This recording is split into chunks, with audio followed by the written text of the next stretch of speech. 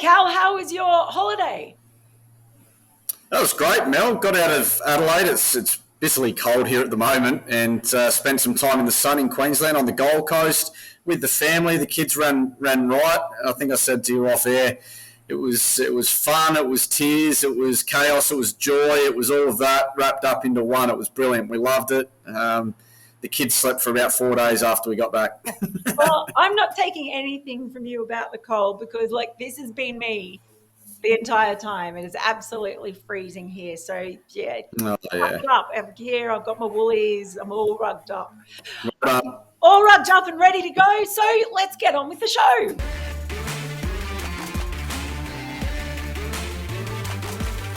Hello, everyone, and welcome to Timed Out for Sporting News Australia. I'm joined by Callum Ferguson, as always, refreshed back from his holidays on the sunny Gold Coast while I'm freezing here, but not for long. Well, what a week. It's been very interesting looking at the weather outside here. It was nothing compared to what we saw on the morning of day 2 in Galle. oh, no, yeah. Yeah, that was absolutely crazy. Seeing the chaos there, stands demolished, broadcasters having to abandon their perches. It's been crazy, but a pretty interesting test on the field. Of course, it's still ongoing as we chat, but I'm interested in your thoughts on the first couple of days, Cal. We knew it was going to be a trial by spin, but, with the ball in hand, it seems like certainly in the first two innings, that Nathan Lyon and Mitch Swepson have outperformed Sri Lanka's spinners. And then we saw a couple of really important partnerships give Australia a solid advantage going into the latter half of the match. Yeah, look, I think it was a fantastic performance on day one from the Australians, in particular the spinners, as you mentioned. Look, it was turning early. Let's not beat around the bush. It was definitely turning early in the game, and I thought the Australians bowled really, really well. They bowled with control. I was particularly pleased for Mitch Swepson because it was much more of what I'd been used to seeing from him. And look, let's face it, not too many leg spinners in the history of the game have walked into Test cricket and nailed it from ball one, but we did see a much more consistent Mitch Swepson who was challenging the stumps a lot more, and I was really pleased for him. He worked really well in tandem with Nathan Lyon, and Nathan just keeps going from strength to strength, doesn't he? He's got a really good handle on his game, and they put Sri Lanka under a lot of pressure early, and to have them all out for 212 on day one was a fantastic effort, and the wicket's only going to favour spin bowling as we go further and further. But the Australians, I thought they went about it in a really good fashion. They were positive. They looked to score, and I think that's the best way to go about it when you're playing on turning wickets. You've got to be looking to score. You'll find the game will open up for you a lot better, and you'll probably defend better as well when the bowling is good. So I thought the way Usman Khawaja and David Warner started the innings was fantastic. And whilst there was a bit of a hiccup there, the run out was obviously a really difficult one to lose late in the day. Steve Smith really unhappy with that, as we could all tell. I'm not sure if you noticed. Certainly. From there on, I thought Australia continued to play really well, even with that hiccup with Smith and Head missing out. Cameron Green, what an effort that was, along with Alex Carey. I thought they turned the tide really, really well when it could have gotten really, really slippery, and has done in the past. I reckon our previous tour, we'd lose a couple quick, and we'd very quickly find ourselves at the bottom of a hole. But those two played fantastic hands, and allowed the skipper to come out and go whack late in the day while the spin was on in the gloom. And now all of a sudden, we've got a strong lead in the game, 101 runs ahead with 2 wickets in hand. Yeah, the Aussies would like to not have to bat again, I reckon, because it's turning enough that if the spin bowl well, they should be able to keep them to less than 150. Yeah, I mean, you mentioned Pat Cummins. I did write a piece, Sophia, about it was like chaos at the start of the day too, and chaos at the end of a different kind, as Pat Cummins showed his IPL form. But the fact that Cummins was able to go the tonk 3 times, I think, and he and Nathan Lyon sort of making hay as the light faded, really was because Australia earned it through that Green and Carey partnership. And just Green in That's particular, right.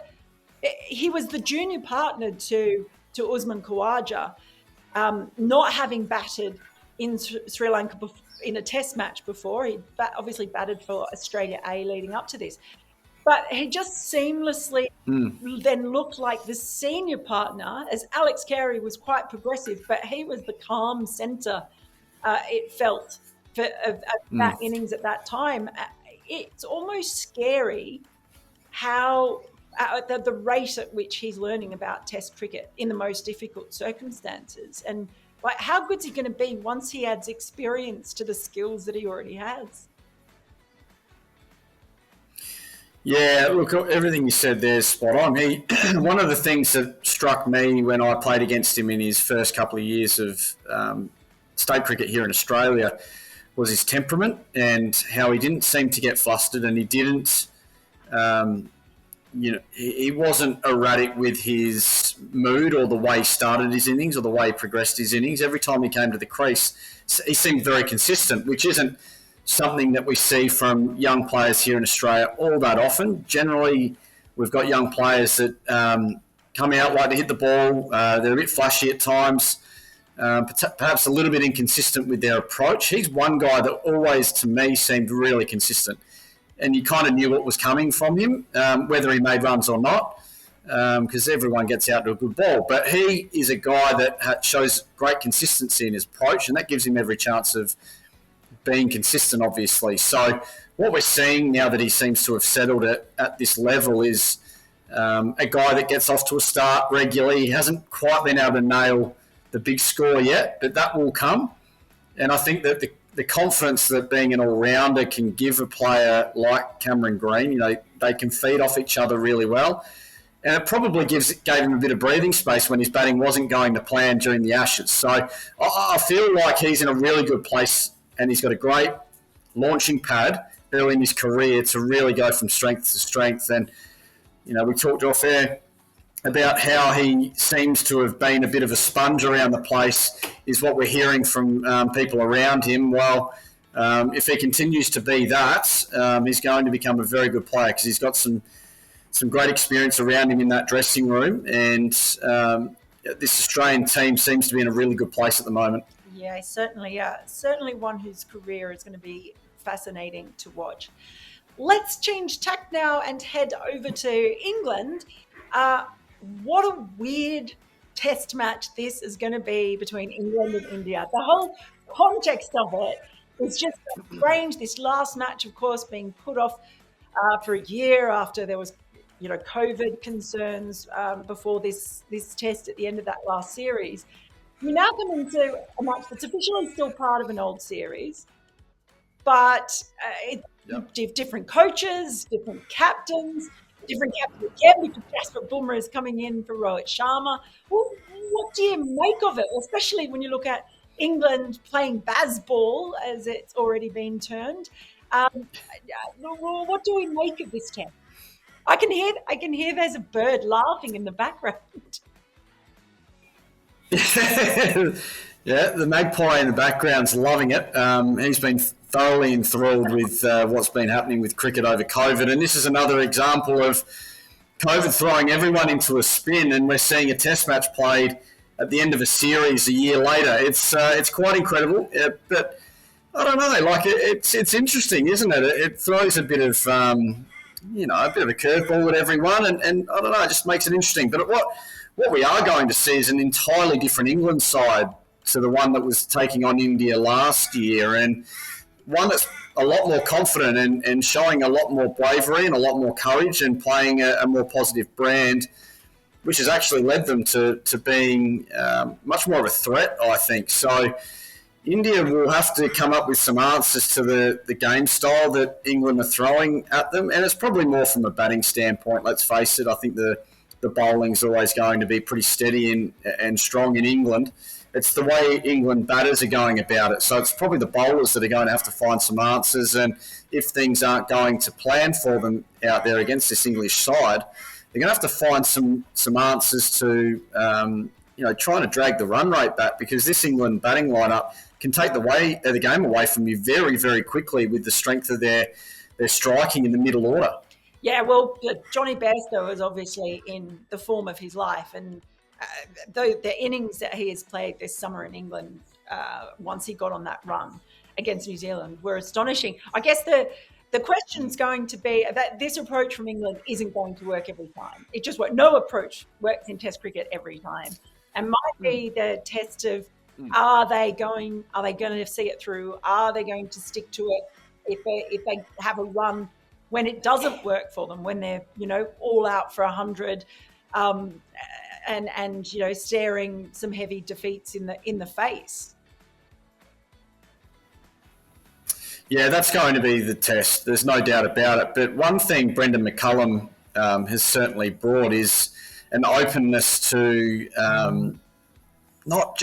we're not just going to play this style now and hope for the best. He's seen it work before. He's played in New Zealand sides that played a similar style, maybe not quite to the extent we've seen England play it, but when Brendan was playing at his best and New Zealand were flying back in his heyday, it was very much with this style of play, particularly from the middle order, that made them such a threat on the international stage. So I think there's proof in the pudding for him if he looks back, and I think he's pretty confident this side has the natural nature to actually make this style of play work for the long term. And I tend to agree with him because they've got such strong strikers of the ball in the middle order. I think they've got some guys in the top 3 or 4 that have. If you look at Ollie Pope, I think he's a fantastic player. I think he's a long-term number 3 or 4.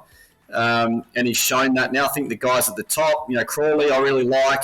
He's a long-termer. Lees probably haven't quite seen enough of him just yet, but I think there's enough in this order to suggest that the middle to lower order are going to be able to play with some freedom more often than not.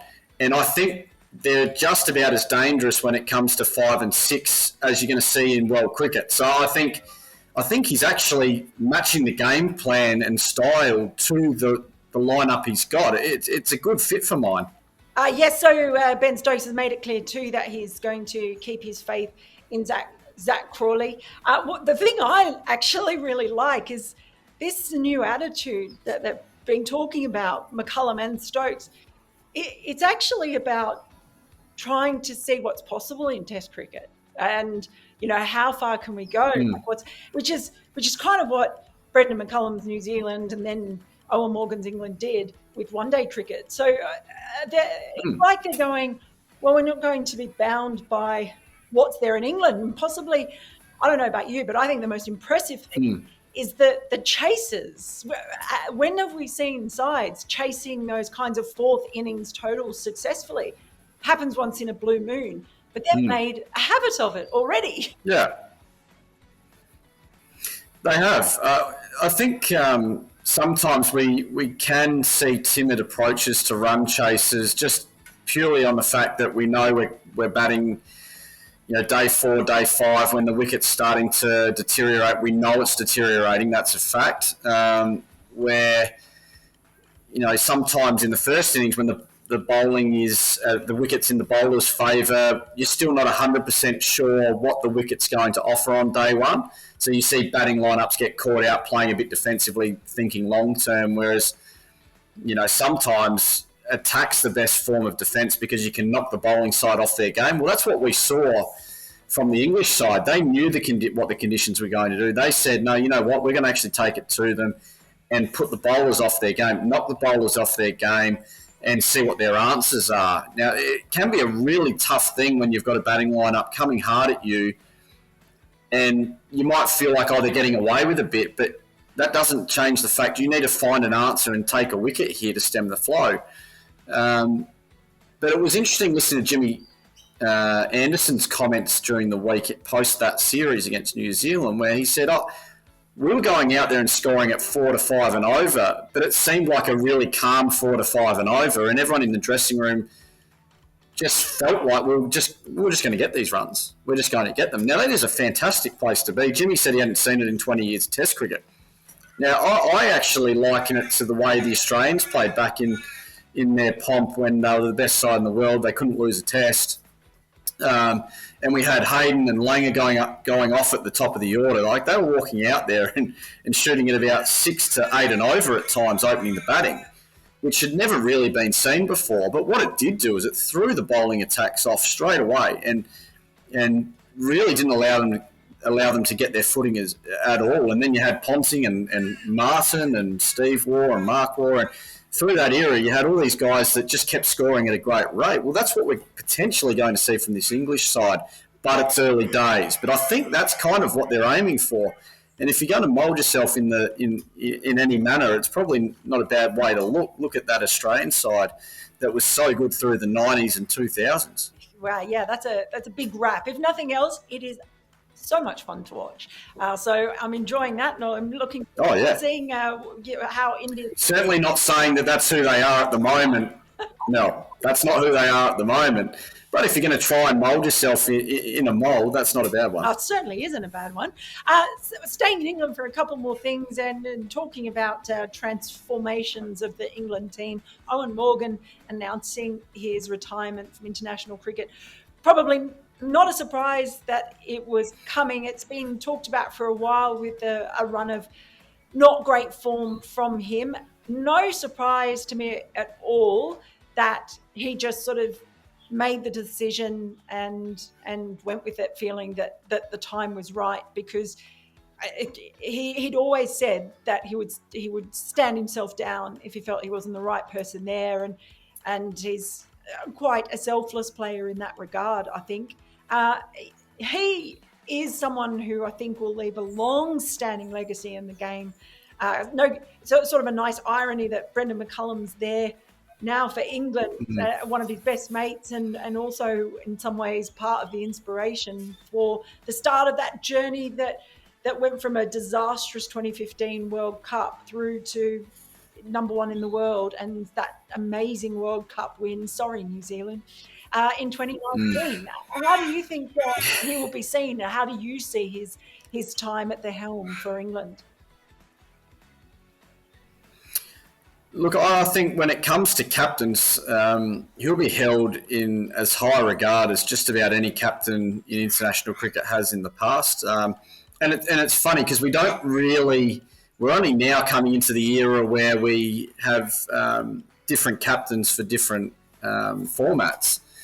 But certainly he'll be one of the very first specifically white ball captains to be held, I think, in the top echelon of captains we've seen in international cricket. He's had enormous success, as you mentioned, where he's brought the England white ball cricket team to from where it was is quite extraordinary and certainly a huge feather in his cap. He as a person as well around international cricket is held in the highest regard, and I can certainly speak for my experiences with him. He is one of the great blokes in international cricket and cricket full stop. And he's always been very giving and willing to give time to people. And I think you're right. He's one of the most selfless players that has been seen in international cricket. He was always that guy that took on a role that was not necessarily going to do his career and his numbers and his stats. It wasn't going to give him the best chance to have the highest average, but certainly he would take the roles on that would say to the team, you know what, if I'm not going to ask anyone else to do this job, I'm going to do it myself. I'm going to go out there and I'm going to try and hit the first ball for six because that's what the team needs right now. Not many captains do that too often. He's a guy that took it on and stuck his chest out, walked out there and did what the team needed and did the job that needed to be done. And I think he's going to go down as one of the great England captains. Yeah, it's funny you say that about him being really generous, and I wrote a big piece. The first long read that I ever wrote for ESPN Cricket Info was on Eoin Morgan, just ahead of that T20 One Day World Cup. And I was sitting out the back here in my mum's place the summer before. He was in his flat in England, and we spent hours chatting for that piece, me with a glass of wine, him with a cup of tea. And I don't think any player has ever been that generous with their time as he was with me. So, I felt a bit, it's not often that I feel a bit, invested when someone retires. I've seen a lot of retirements, but I was like, oh, this does feel like the end of an era. So, fantastic career. And I'm sure that his brains will not be lost to cricket, and he's got such a great cricketing brain that I certainly hope it doesn't. You certainly hope not. Yeah. Let's say in England again, because there's a lot happening there in the middle of summer. Of course, England women and South Africa women. There is. Yeah, just finished a test. We saw 3 brilliant centuries scored in that. We saw some great debutantes as well coming along into both teams. But I just feel like we're back here. This record is playing again, and it's scratching, and it's like, broken. 4-day test ends in a draw after looking like it was having so much potential. Along comes the rain, as it often does. And despite, England certainly their best efforts to force a result, it ended in a draw. Like, how many times are we going to sort of sit here and discuss the same scenario, Cal?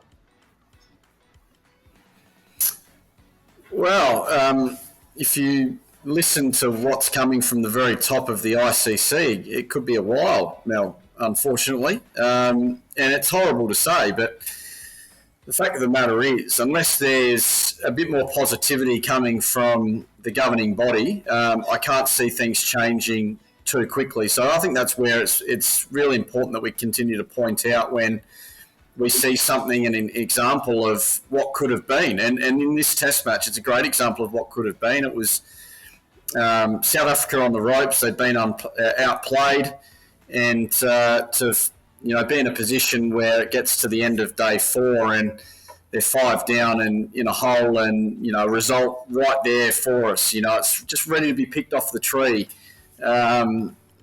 It just is so bitterly disappointing to see the women not given the full opportunity in a test match to get the result, because the result was coming.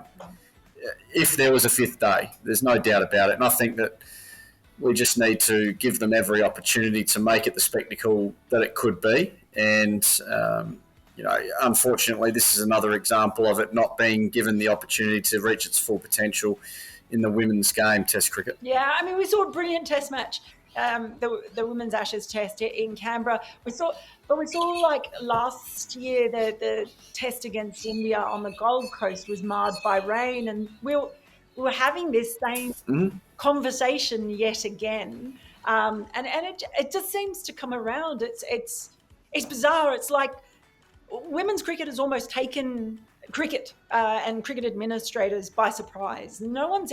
I don't think people expected things like the WBBL to be so successful. Things like the World Cup. It's just happened, and it's happened faster than anyone thought it could, despite the breaks that so often put on the advancement.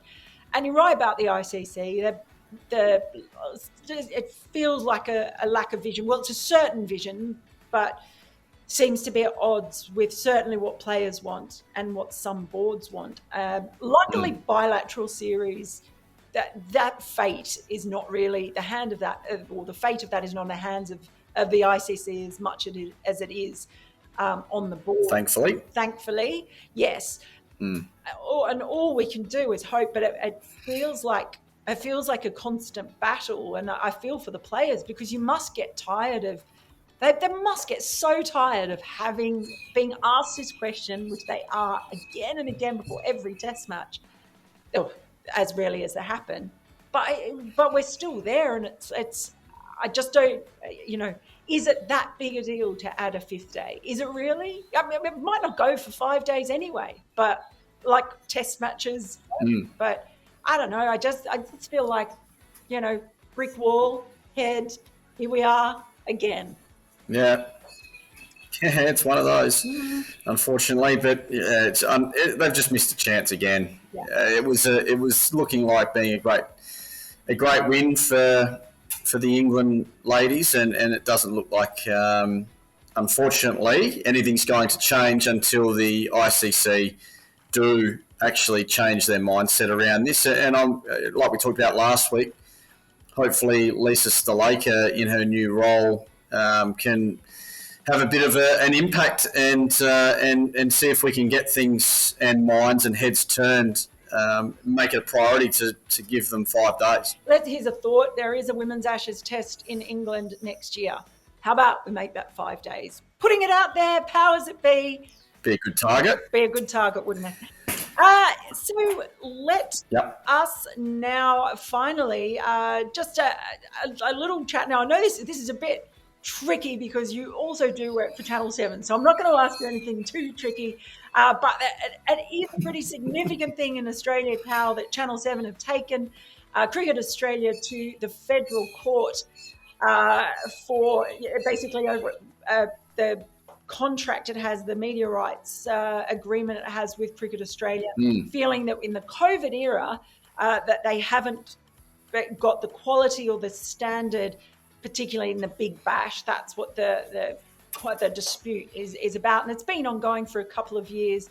Channel 7 feeling that they haven't got value for their investment on the Big Bash, largely because of the unavailability of Australian stars. And we spoke last week a bit about, the draft coming in, what that might mean. Would it be enough to attract big name players? But, we're now here where it's going to be an interesting summer. 7 will continue to broadcast the games. There are 2 years left to go on the deal. So negotiations going to be pretty interesting for the next rights when they start next year. Yeah. But, I don't know how much you can sort of say, Cal, but, it's been a pretty tricky couple of summers, and Cricket Australia argue that they have delivered a full season. But, is there some argument that 7 aren't getting, or that the game's not getting enough value out of the Big Bash with the extended season and the lack of availability of the big international and Australian stars who were committed to international cricket at that time of year? Yeah, look, it is a tricky one, I suppose, but what I can do is talk about the game and what the potential is for it and the possibilities. And speaking to people at Channel 7 throughout last summer, they were very open to renegotiating the TV rights deal and perhaps, being a part of some adjustments to the Australian summer that might allow for the game to have the best chance to continue to grow and make sure the Big Bash is everything it could possibly be and as strong as it could possibly be. So I know that's the position that they were taking, and they were open to, just trying to maximise the potential of the Australian cricket summer, because it has great potential, but it is such a busy schedule. It's so crowded, and the Australian players aren't playing anywhere near as much BBL as all the fans would love to see, and that includes the broadcasters who love the game. So, look, there's an enormous amount of knowledge within the commentary team at Channel 7, particularly in the international space. So no doubt the broadcaster are talking with them about what they're seeing overseas. What's the landscape look with all these tournaments around the world? So it's not like the broadcaster's going in blind. So Channel 7 have a lot of knowledge. So look, that's my understanding of the position Channel 7 were taking throughout last summer.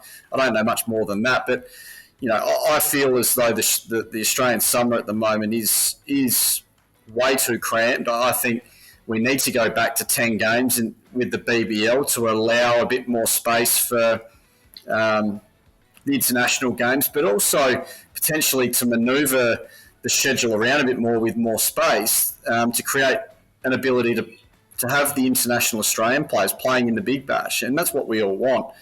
I think we could create more space by getting rid of the international T20s as well. I don't think we need them anymore with the amount of T20 domestic competitions around the world.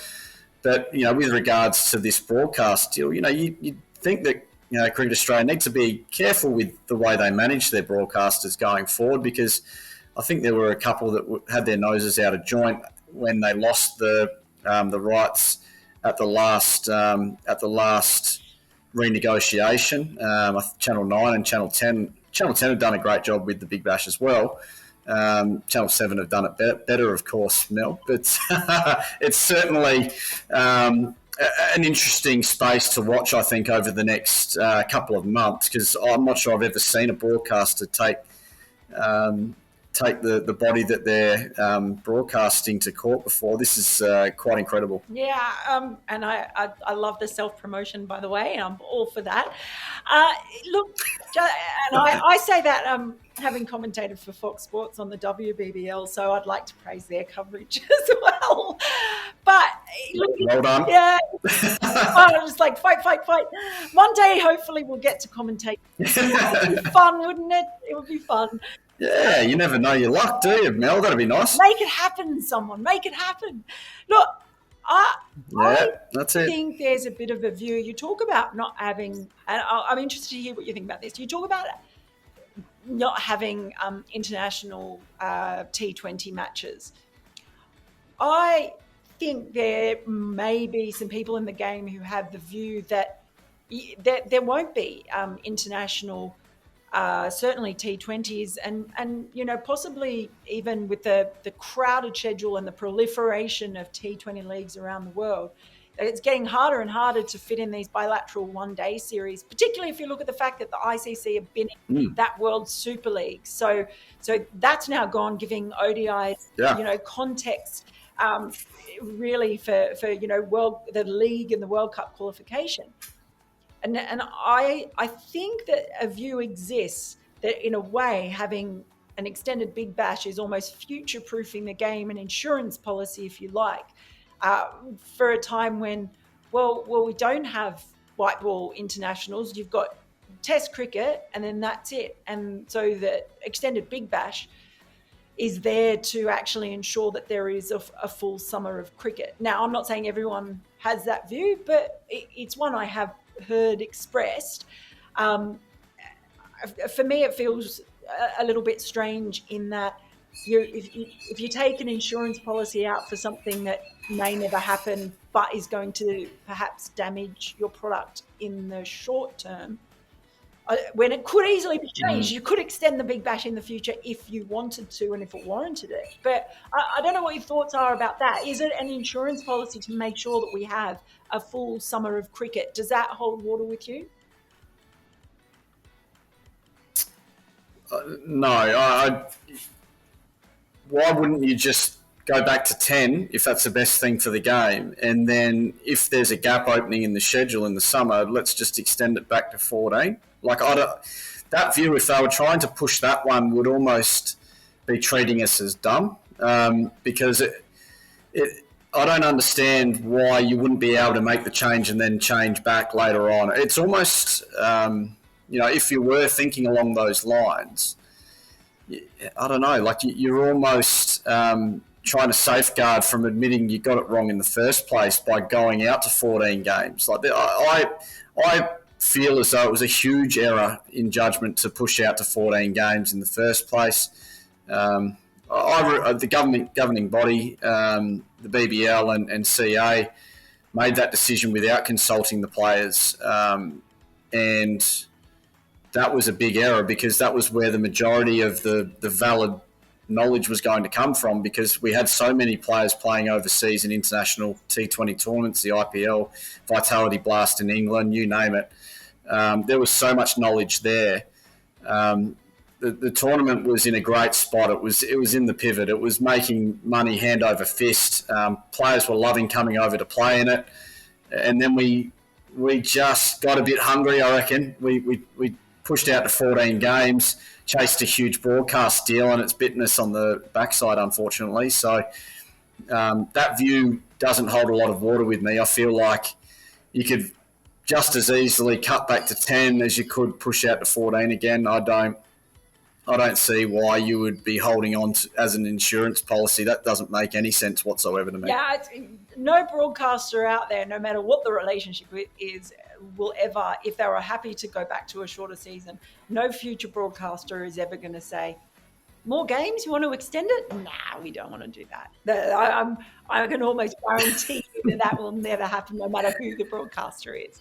Oh, Yeah, yeah, interesting times, and it's fantastic as always to it walk is. through with them, with you, Cal, and look forward to watching more Test cricket this week. The next time I talk to you, I'm actually going to be in England. Yes. So that's a bit exciting. So we'll be... Really? Yeah.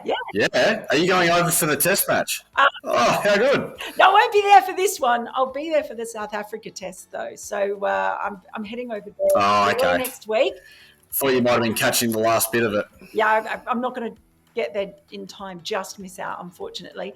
But bad luck. Distance will not keep us apart as we delve into the world. Oh, it never does, Mel. Never does. But whatever you are doing out there, thanks for watching. Please do let us know what you think, what your thoughts are on the issues this week. Give us a like. Please do subscribe to Sporting News Australia. And there's so much cricket on over the next week. So wherever you are, I hope you enjoy watching it. We'll see you next time.